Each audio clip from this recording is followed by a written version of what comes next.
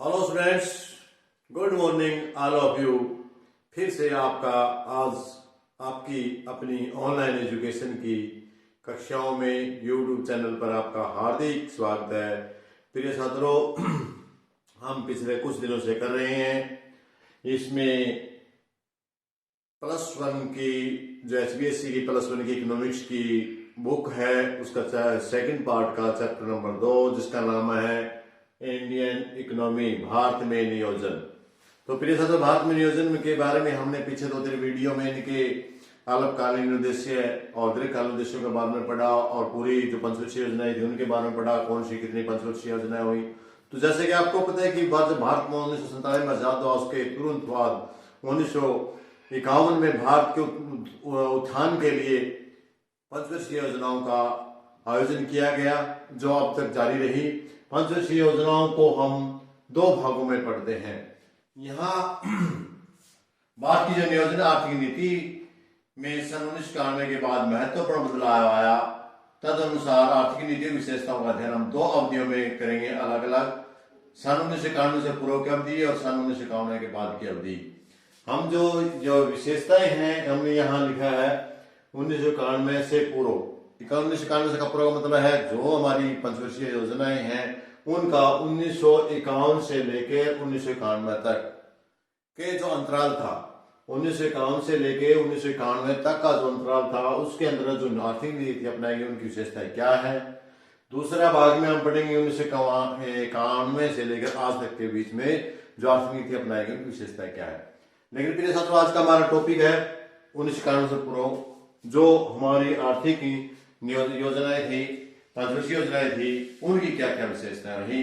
तो हम उसके लिए आपको बता दें सबसे पहले यह सार्वजनिक क्षेत्र पर बहुत भरोसा।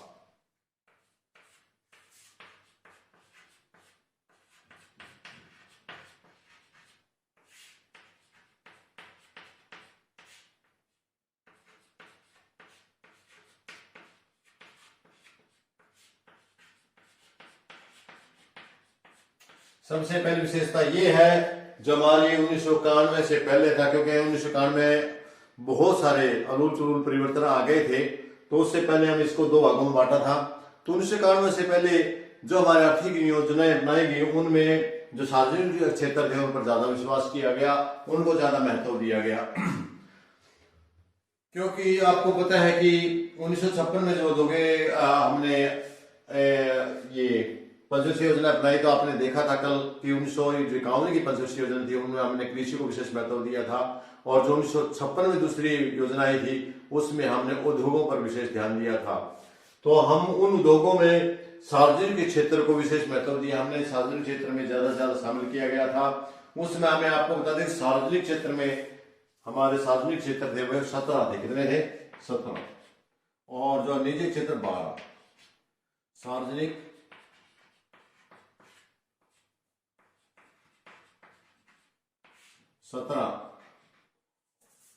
और निजी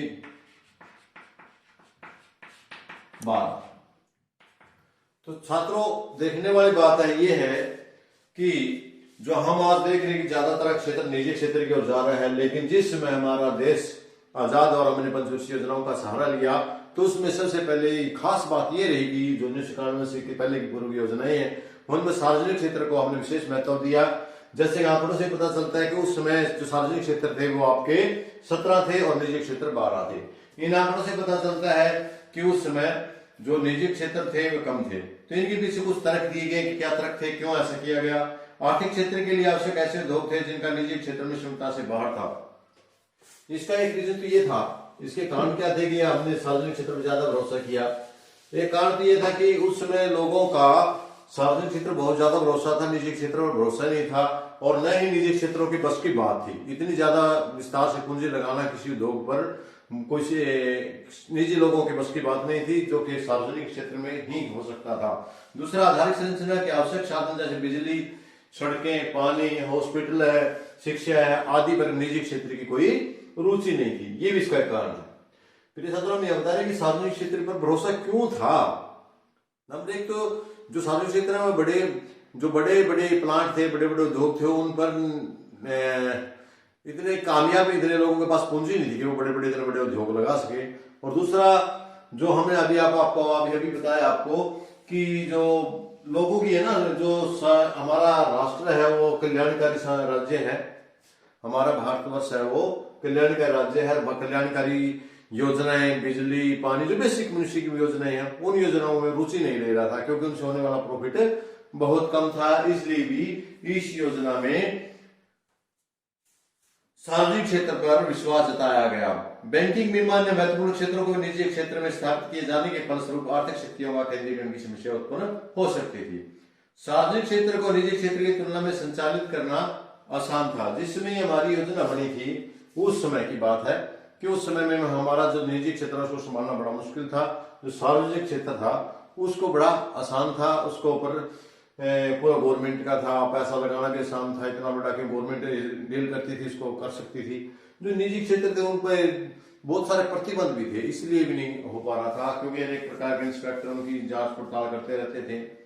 जो निजी क्षेत्रों पिछड़े प्रदेशों के लिए ध्वज स्थापित करने में रुचि नहीं लेते थे क्योंकि उनको पता था कि निजी क्षेत्र है उनको जो ज्यादा से ज्यादा प्रॉफिट चाहिए, लेकिन जो सार्वजनिक क्षेत्र है उनको ज्यादा से ज्यादा सामाजिक कल्याण चाहिए। जिनमें प्रॉफिट कम है और समाज कल्याण की बात है तो उस समय में निजी क्षेत्रों में रुचि नहीं ले रहे थे। तो इसलिए जो ज्यादा ध्यान था, क्योंकि हमारा भारतवर्ष पिछड़ा हुआ था, गरीब पॉपुलेशन थी, उसके लिए समाज कल्याण की बड़ी जरूरत थी। और सामाजिक कल्याण के लिए सार्वजनिक क्षेत्र एक ऐसा था जो बिना लाभ के काम कर सकता था। निजी क्षेत्र को आपको पता है कि वो प्रॉफिट के लिए काम करेंगे। तो इसलिए इसमें योजनाओं में जो 1991 से पहले वाली योजना रही उनमें सार्वजनिक क्षेत्र पर बहुत भरोसा दर्शाया गया। नंबर 2, निजी क्षेत्र का नियंत्रण का विकास। निजी क्षेत्र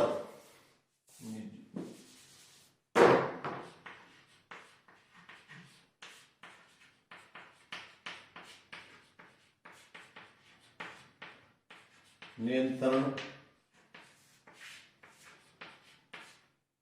निजी क्षेत्र पर निजी क्षेत्र का नियंत्रण विकास, निजी क्षेत्र का नियंत्रण विकास। स्टूडेंट दूसरी जो हमारी शिक्षा पूर्व की योजना थी उसका ये रुचि, उसकी ये विशेषता रही कि जो निजी क्षेत्र है 1991 से पहले आर्थिक नीतियों में निजी क्षेत्र पर कई प्रतिबंध लगा दिए थे। उदाहरण के लिए औद्योगिक विकास एवं नियमन कानून 1948 के अनुसार अधिकतर उद्योगों को अपनी स्थापना के लिए लाइसेंस लेना पड़ता था। कोई भी निजी फर्म खोलता था सरकारी कोई लाइसेंस की जरूरत नहीं थी क्योंकि सरकार का काम था। यदि किसी ने अपना लेना है तो उसके लिए लाइसेंस लेना पड़ेगा, उसकी फीस है, उसकी जो प्रक्रिया बड़ी जटिल है। तो इसलिए लोग निजी क्षेत्र में ज्यादा रुचि नहीं ले रहे थे। फिर उनको उसमें कोई ज्यादा बेनिफिट भी बात भी दिखाई नहीं दे रही थी। इसके साथ साथ उन्हें अनेक कानून जैसे एकाधिकार प्रतिबंधात्मक व्यापार कानून 1969 के अनुसार उद्योगों पर कई विकास पर कई पाबंदियां लगाई गई थी।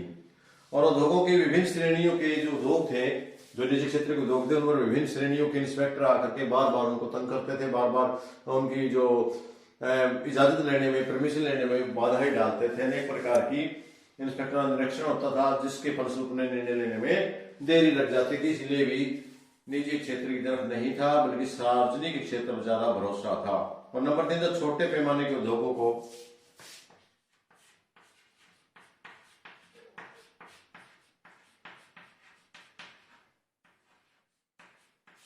छोटे पैमाने के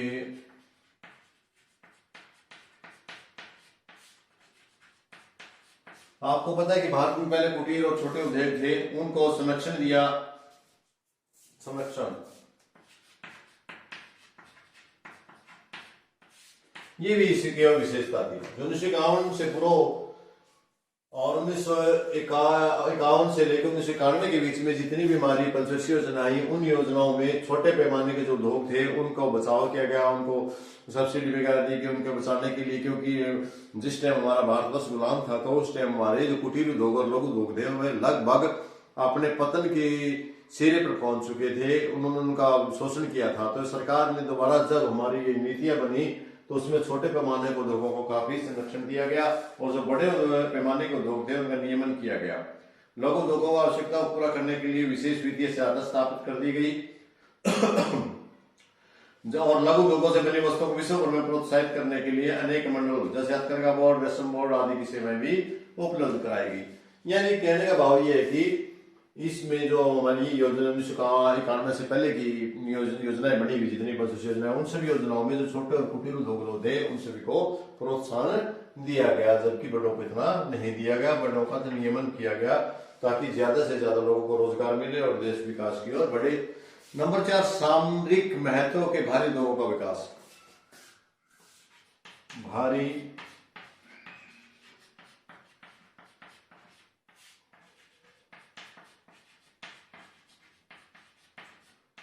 ये भी उस समय के अनुसार भारी उद्योग थे उनका महत्व दिया गया। सामरिक महत्व के उद्योग उन उद्योगों का जाता है जो उत्पादन, इंजीनियरिंग, वस्तुओं के उद्योग, लोहा इस्पात उद्योगों को था, क्योंकि जो भारी उद्योग थे जैसे लोहे का उद्योग है, उत्पादन है, ये हमारे बेसिक उद्योगों का आधार है। जितने भी उद्योग है, या बिजली का है, या उद्योगों का है, ऊर्जा के साधन और शक्ति के साधन, और इसके साथ भारी उद्योगों में जैसे लोहा का, इस्पात का, ये कारखाने ये बहुत जरूरी थे, क्योंकि जो ये बेसिक कारखाने हैं, लोहा हर उद्योग की बेसिक जान है और लोहे के बिना हम किसी भी मशीनरी का निर्माण नहीं कर सकते। इसलिए भारी उद्योगों को ज्यादा महत्व दिया गया और ये भारी उद्योग निजी क्षेत्र के बस की बात नहीं थी, बल्कि सार्वजनिक क्षेत्रों को सौंपे गए। इनका महत्व जानते हुए ही सरकार ने प्राथमिक आधार पर इनका विकास किया गया जाना था। इसलिए इसमें ये भी खास विशेषता रही कि क्योंकि ये जो हमारे भारी उद्योग होते हैं ये सर्वव्यापी मध्यवर्ती वस्तुओं का काम करते हैं। जो भारी उद्योग होते हैं वो दूसरी उद्योगों के लिए मशीन उपलब्ध कराते हैं, इसलिए इनका विशेष महत्व दिया ताकि भारत का विकास हो सके। इसके अलावा जो 5वां था वो बचत और निवेश में वृद्धि।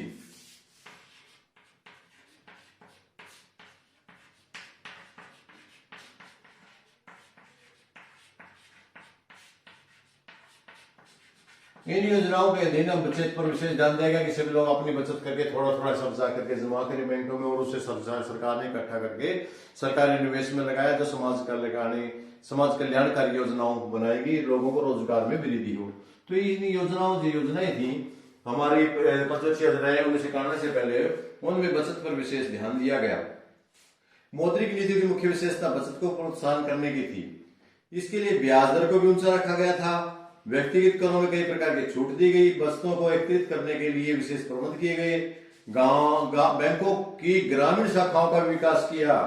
बचत के लाभदायक तथा सुरक्षित निवेशों को उचित अवसर उपलब्ध कराने के लिए भी विशेष नीतियां लागू की गई।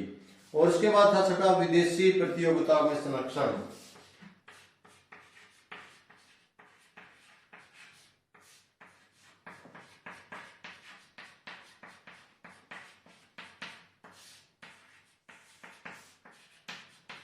भारतीय वस्तुओं को जो कुटीर उद्योग और लघु उद्योगों में तैयार की गई थी उनका विदेशी जो वस्तुएं थी उनके साथ प्रतियोगिता करने से बचाया, ताकि विदेशी प्रतियोगिताएं पर हमारी विदेश जो देश की वस्तुएं थी उन वस्तुओं को विदेशी वस्तुएं नीचे ना ले आए, उनको या बेचने में कमी आए। उनकी अपने देश का विकास करने के लिए उन्होंने जो आयात थे उन पर बहुत ज्यादा कर लगा दिए।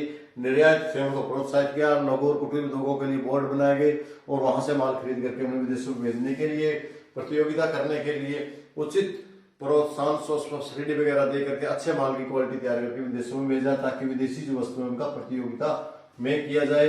और भारत में विदेशी जो माल आ रहा था उसको बचाने के लिए आयात कर बढ़ा करके जो अपने देश की वस्तुएं थी उनका संरक्षण किया गया। और साथ में आपका निर्यात प्रोत्साहन।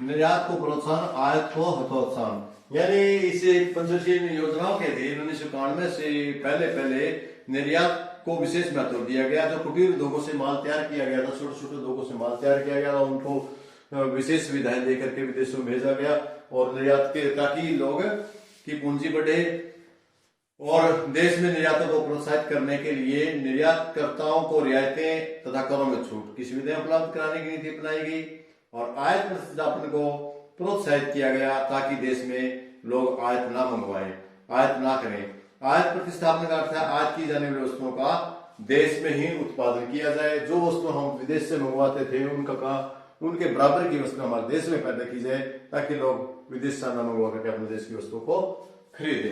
यानी संक्षेप में हम कहें ये बात है कि निर्यात को बढ़ावा दिया और जो आयात था उसको दबाया गया, आयात को कमजोर किया गया, उसके प्रतिस्थापित किया गया, उसके बराबर की वस्तुएं अपने ही देश में तैयार की गई।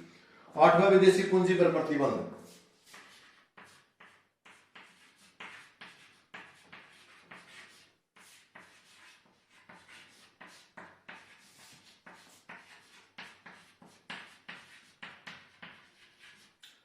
इन योजनाओं के दौरान आपको पता है कि हम बहुत एक लंबे समय की गुलामी विदेशियों की सहन करके आए थे, इसलिए हमें बड़ा भय था और इसलिए हम विदेशी जो थी पूंजी थी उसको अपने देश में आने से नहीं कर लगा रहे थे, इस पर बहुत सारे प्रतिबंध लगाए हुए थे।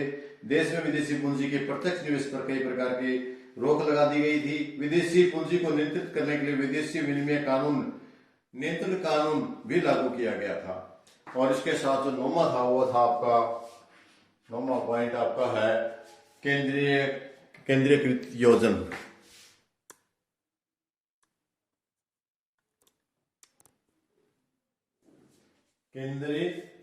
केंद्रीयकृत नियोजन।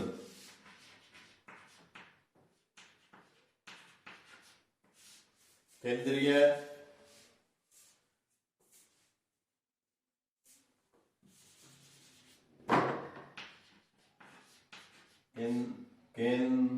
केंद्रीयकृत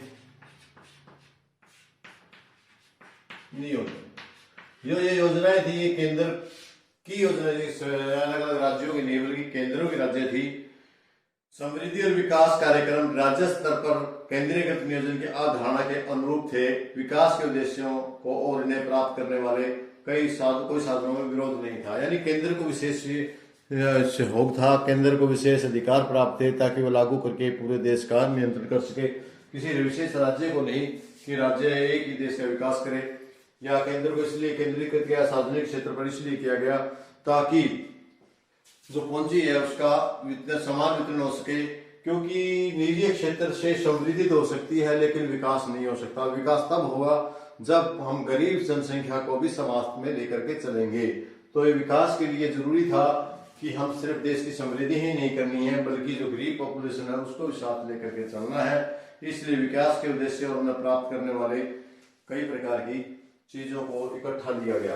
तो मुझे प्रिय छात्रों, मुझे लगा कि मेरे ख्याल में से ये हमारी जो बीच का पोर्शन था, जैसे कि मैंने पहले बताया था 1951 से लेकर 1991 के जो 30 साल हैं, इन 30 सालों के दौरान की जो नीति पंचवर्षीय योजना अपनाई गई उन नीतियों की खास बात क्या थी, उनकी विशेष बात क्या थी, उन बातों का हमने जिक्र किया।